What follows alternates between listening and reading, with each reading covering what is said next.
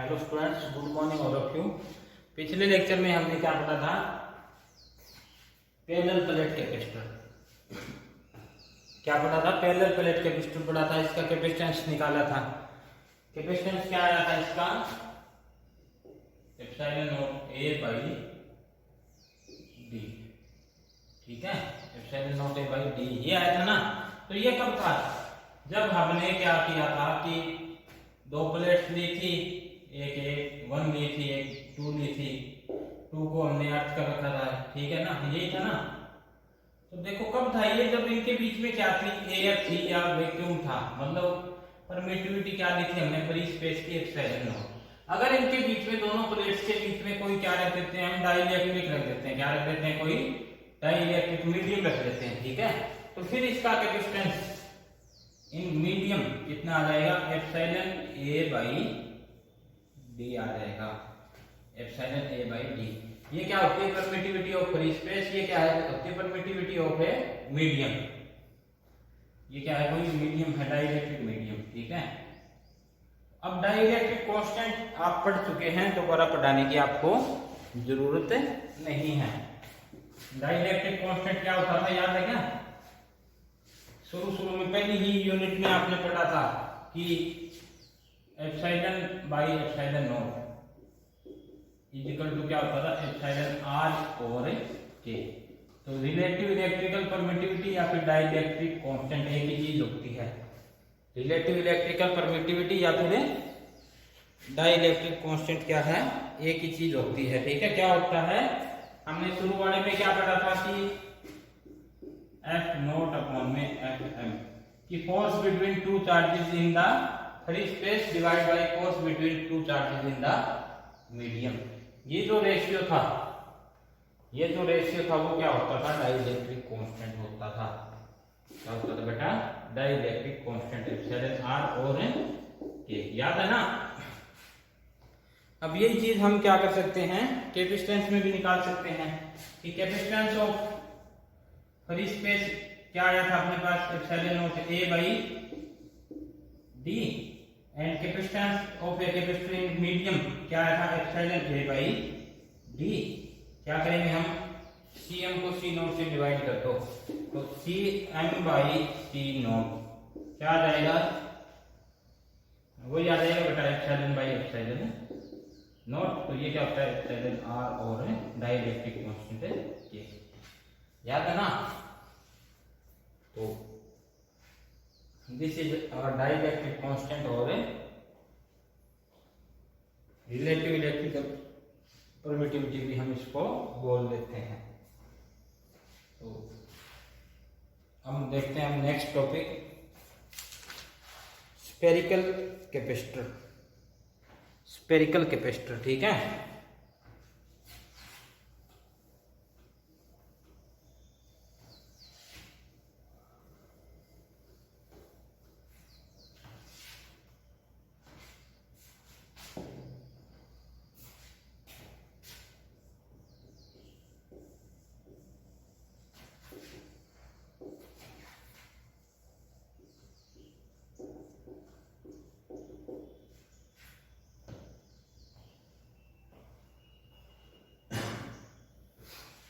Spherical capacitor क्या होता है बेटा? कि जो स्फीयर की शेप में कैपेसिटर है, स्फीयर की शेप में कैपेसिटर है, मतलब क्या है कि एक प्लेट तो यहाँ पे ले रखी है, दूसरी प्लेट यहाँ पे ले रखी है, और यहाँ पे क्या इन दोनों का, तो क्या हम इसकी थ्योरी कैसे लिखेंगे कि suppose we have a parallel plate capacitor which have two plates which have two spherical concentric plates। क्या है कि suppose we have a spherical capacitor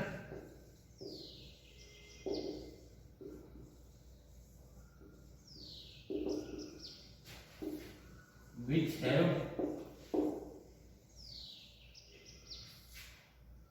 two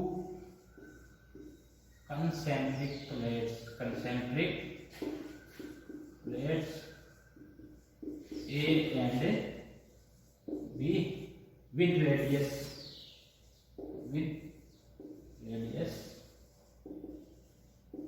और ए एंड आर बी की दोनों का रेडियस क्या है respectively, R A and R B respectively. कि इसका अंदर वाली का रेडियस क्या है आर ए है और बाहर वाली प्लेट का रेडियस क्या है आर बी। अब हम बाहर से इसको कोई चार्ज देते हैं क्या प्लस क्या, तो प्लस क्या चार्ज देंगे तो क्या हो जाएगा पूरे के ऊपर डिस्ट्रीब्यूट हो जाएगा, क्योंकि मेटल प्लेट या कंडक्टर देते हैं ना। ठीक है, अब देखो बेटा सपोज वी गिव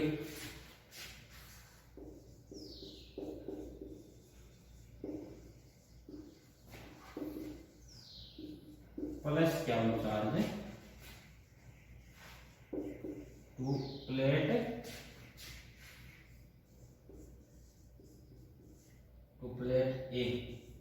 ठीक है, कि प्लेट ए को हमने क्या दिया पॉजिटिव चार्ज दिया, कहां से दिया बाहर से दिया। ठीक है, क्योंकि हमें चार्ज जो स्टोर करना है वो हम बाहर से ही देते हैं ना, तो हमने बाहर से कितना चार्ज दिया है प्लस क्या हो। अब देखो ये चार्ज नेगेटिव क्या हो is induced at the inner surface of plate B।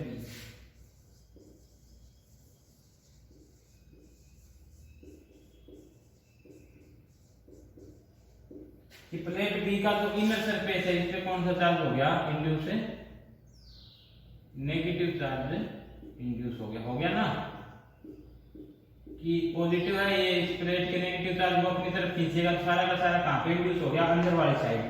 तो अंदर वाली साइड नेगेटिव हो गया तो बाहर वाली साइड कौन सा होगा पॉजिटिव। कौन सा होगा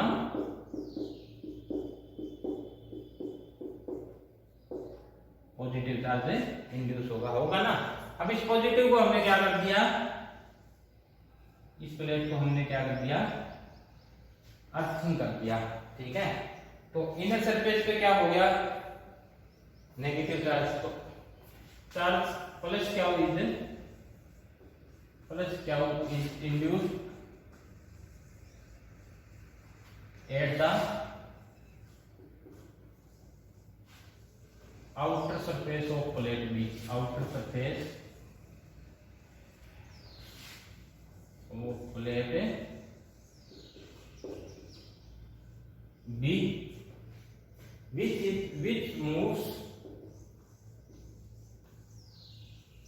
moves to the earth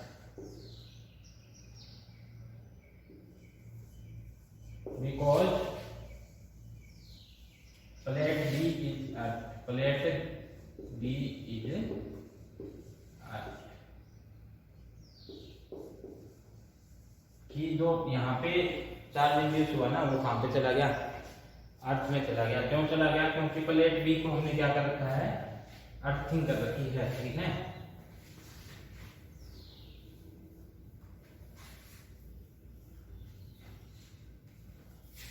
plate B का चार्ज सारा का सारा पार वाला कहां पे गया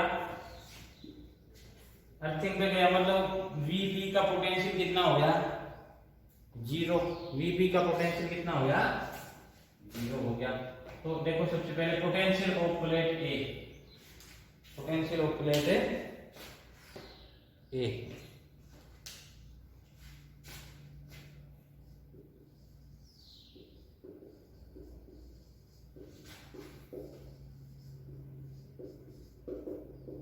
प्लेट ए का पोटेंशियल कितना होगा, तो कुछ ना कुछ पॉजिटिव चार्ज की वजह से होगा, कुछ ना कुछ नेगेटिव चार्ज की वजह से होगा ना। तो पॉजिटिव की वजह से कितना होगा और नेगेटिव की वजह से कितना होगा। देखो नेट जो पोटेंशियल होगा V इज इक्वल टू क्या होगा प्लस क्या अपॉन में 4 पाई एप्सिलॉन नॉट और पॉजिटिव की वजह से क्या आएगा R A, क्योंकि पॉजिटिव चार्ज यहाँ पे है ना, क्या आएगा 1 अपॉन में 4 पाई एप्सिलॉन नॉट और क्या हुआ अपॉन है R ए। ठीक है, अब देखो माइनस चार्ज की वजह से क्या आएगा, नेगेटिव की वजह से क्या हो जाएगा, क्या हुआ अपॉन में 4 पाई एप्सिलॉन नॉट और आर बी, आर बी। ठीक है, तो ये प्लस लगाने की अपने जरूरत नहीं होती। तो क्या आ गया, क्या हुआ upon 4 pi epsilon naught R A minus क्या हुआ upon 4 pi epsilon naught R B. ये तो हो गया potential at plate A, potential at plate A. अब देखो पोटेंशियल एट प्लेट बी कितना आएगा,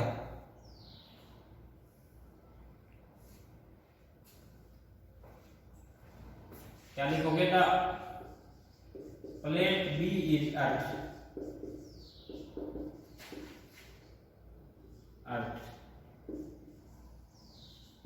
सो बी बी इक्वल टू, कि जो प्लेट, जिस प्लेट को हम अर्थिंग कर देते हैं ना उसका पोटेंशियल क्या होता है, 0 होता है। ठीक है, तो वी भी आ गया 0, ये है बी ए। तो नेट पोटेंशियल डिफरेंस या potential difference between plate A and B,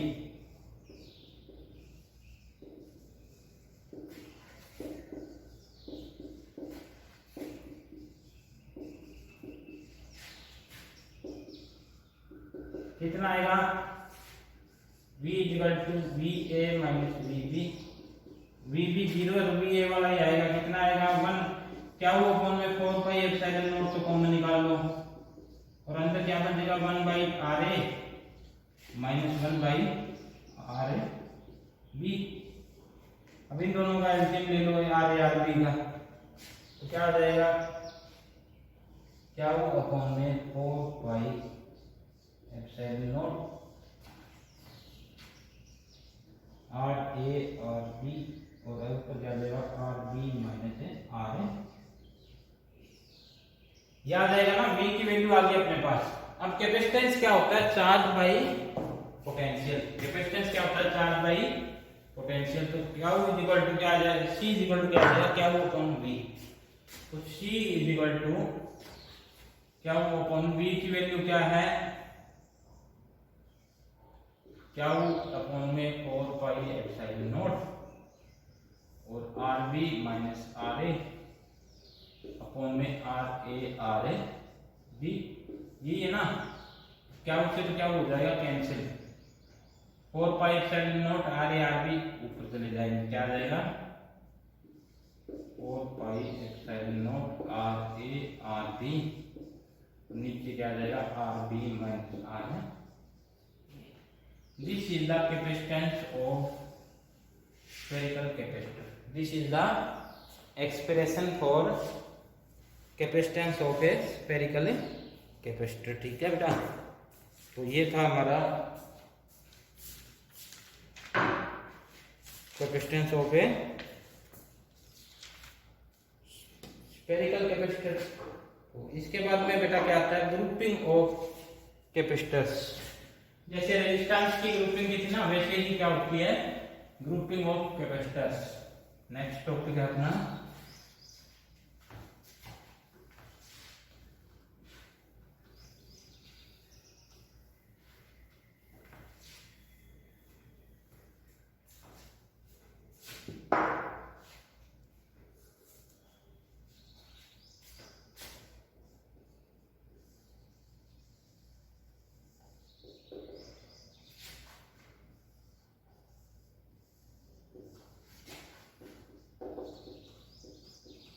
grouping of capacitors.